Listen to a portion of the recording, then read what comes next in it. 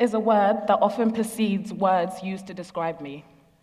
It's a word that's been used to define and limit me my entire life.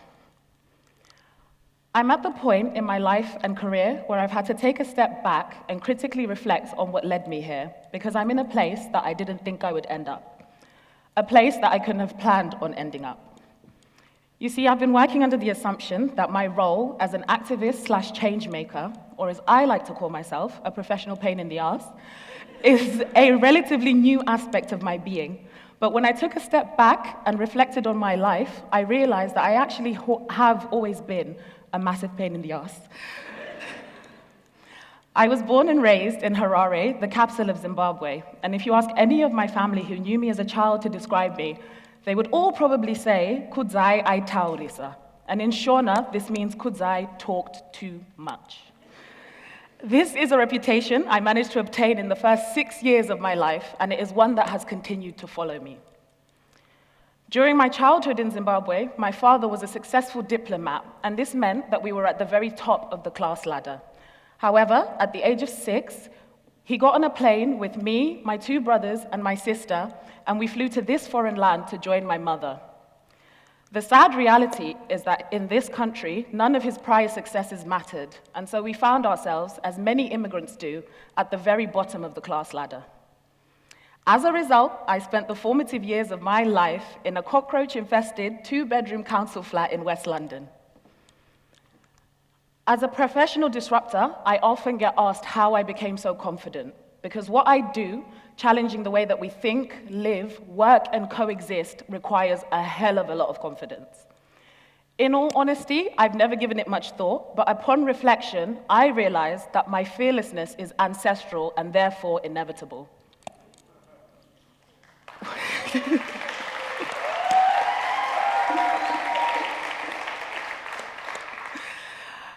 In 1975, Zimbabwe was at the height of its second Chimurenga War of Liberation against white British minority rule. Streets were littered with bodies and bullets as indigenous black people fought to regain control of their country. One of those fearless freedom fighters was my father, who was a 14-year-old child at the time. Whilst he was sacrificing his childhood and risking his life for the future of our country, my grandmother, who was the same age I am right now and pregnant with her 5th child, decided that she would rather risk death than have her children miss out on an education. The local village school had just shut because of the war, and the only place that she could get my mother, who was 5 years old at the time, and her brother, who was 7, educated, was 14 miles away in Nyabadza. So despite being berated, belittled, and battered by everyone around her, she walked 14 miles over 2 days with 2 children at each side and another in her stomach through an active war zone. I come from a lineage of radical individuals who were willing to take risks and break the rules for what they believed in. So despite the challenges they now faced as newly arrived immigrants with 4 mouths to feed, bills to pay, and lives to rebuild, my parents never let me forget that I was capable of moving mountains. My earliest acts of activism can be traced to my years in secondary school. They include taking it upon myself to challenge the entire London Borough of Hounslow about the shambolic recycling facilities in state-funded schools, and working openly queer characters into all my English essays to the surprise of all my teachers. The innocence of youth allowed me to fight for the things that I believed in, but unfortunately, I was already too much for a world that was set up for me not to be enough. A world that would fight to put me in the predetermined place that had already been decided for me by the very social systems and structures I would then spend my life tearing down. And I indeed went on to be told by many of the adults in my life, the people whose job it was to tell me the world was my oyster, that I was too. I was too confident, I talked too much, I was too loud, I thought too highly of myself, I was simply too much. And so I began to shrink. I think that children really do come into the world with unlimited ideas about who it is that they can be, but it is us who begin to box them in. We tell them, no, you can't, you won't, you shouldn't, often because we were told the same things. So at the behest of the world around me, I said goodbye to that fearless little girl who once sat with her head teacher and insisted that she mandate school-wide Black History Month celebrations, picked the sensible architecture degree my parents wanted me to do, and spent the next few years of my life fading into the background. After spending 5 years in education, 1 year in practical training, and putting myself into almost £100,000 worth of student debt, I can admit that I never once looked at this definition and thought that's who I want to be. Truth be told, I never looked at the architectural profession and felt a sense of belonging because I never saw myself reflected in it. Less than 1% of architects in the UK are black.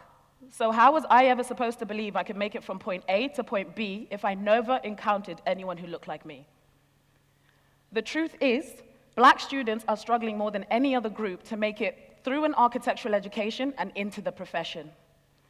They are literally being set up to fail, and in the summer of 2019, I had to throw in the towel and admit that I had failed. As someone who grew up being classed as a gifted student, it was very hard for me to admit that I wasn't the best at something. But as an architecture student, I just was not the best. I struggled with being an architect because I was always presented with a very limited idea of what it meant. On the 25th of May, 2020, we all watched in horror as Derek Chauvin knelt on George Floyd's neck for 9 minutes and 29 seconds. Although this is not the first time an event of this nature had transpired so publicly, something about this particular incident sent irreversible shockwaves across the globe.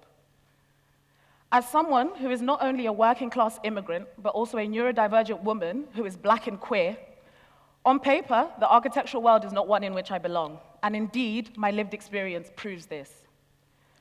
The murder of George Floyd and the subsequent events in the summer of 2020 were crucial moments in my story because it was then that I realized why someone like myself had stumbled into the architectural profession.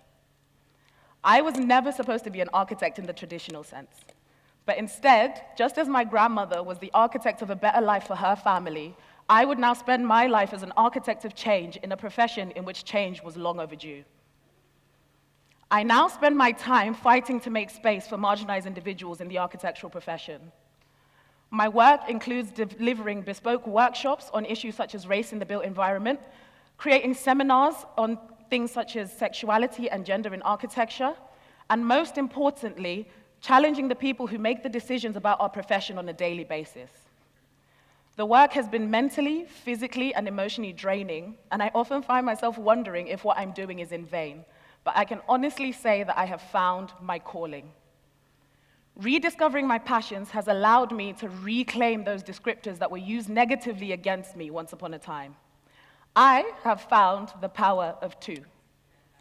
Now, I need to be too loud, because how else are they going to listen?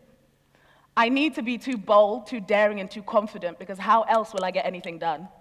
And most importantly, I need to talk too much, because I am now echoing the voices of people who are still struggling to be heard.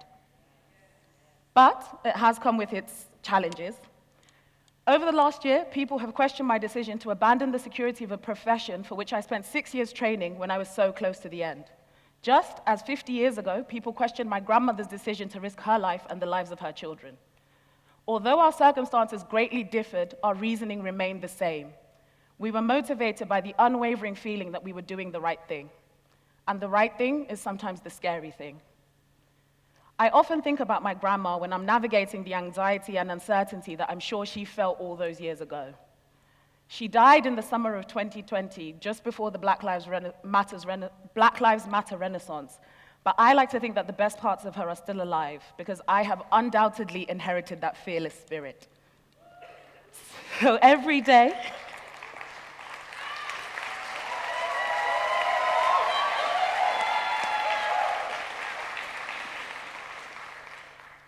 day, she reminds me to tune out all the noise and follow the internal compass that will always guide me back to myself. And it brought me back to her, the little girl who thought, felt, and dreamt way too much.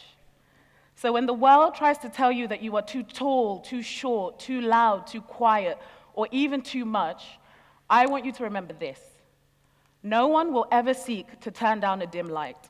They will only ever try to turn down a light that they think is shining too brightly. Blind the world with your brilliance. Discover the power in you by finding the power of two. My ancestors spent lifetimes being silenced. They had their mother tongues, ripped out of their mouths by structures and systems that were not designed to hear them. They spent their lives choking on the words that they had been given, and so they chose to be silent. I like to think that every time I have dared to be too much, to talk too much, that I am breathing life into the words they never got to say, the people that they never got to be, and the dreams that they never got to live. And to you, Kudzai, I would just like to say, everyone was right. We do talk way too much. But look at where it's gotten us. Thank you.